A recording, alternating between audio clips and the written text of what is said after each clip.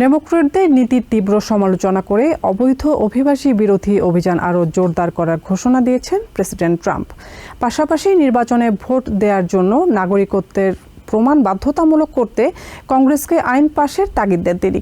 Trump দাবি করেছেন, Iran এমন মিসাইল তৈরি করছে যা সরাসরি আমেরিকার মূল ভূখণ্ডে আঘাত হানতে সক্ষম। স্টেট অব দ্য ইউনিয়নের ভাষণে ট্রাম্প বলেন, কূটনীতির মাধ্যমে ইরানের সঙ্গে সমস্যার সমাধান করতে চায় তার প্রশাসন। নিজের দ্বিতীয় মেয়াদের প্রথম স্টেট অব দ্য ইউনিয়ন ভাষণে প্রেসিডেন্ট ডোনাল্ড ট্রাম্প তার গত এক বছরের শাসনকালকে সফল বলে দাবি করেন। বাইডেন প্রশাসনের উন্মুক্ত সীমান্ত নীতির সমালোচনা করে দেশের অনেক সমস্যার জন্য অবৈধ অভিবাসীদের দায়ী করেন তিনি। Inflation at record levels, a wide open border.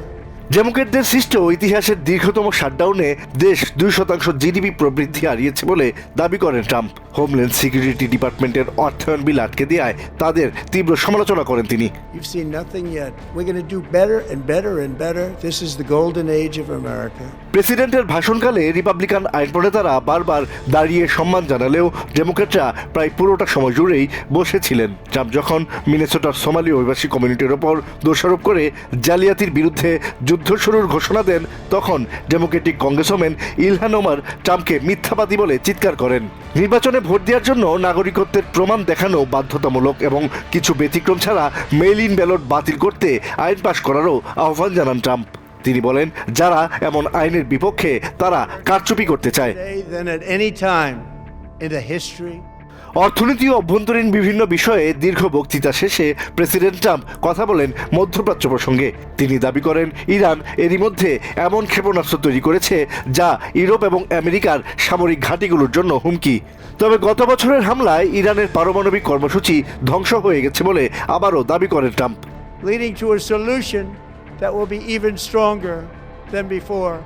তিনি জানান, দেশটির সঙ্গে চলমান অচলাবস্থা কূটনীতির মাধ্যমে সমাধান করতে আগ্রহী ওয়াশিংটন। তবে তেহরান এখনও পারমাণবিক অস্ত্র তৈরি না করার ব্যাপারে কোনো প্রতিশ্রুতি দেয়নি।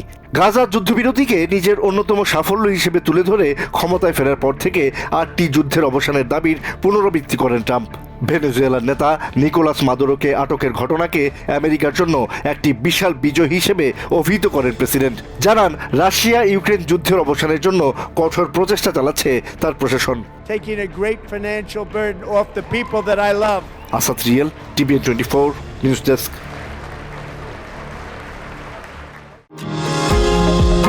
নিউ ইয়র্ক থেকে সম্প্রচারিত TVN 24 টেলিভিশন বিশ্বজুড়ে বাঙালির কণ্ঠস্বর।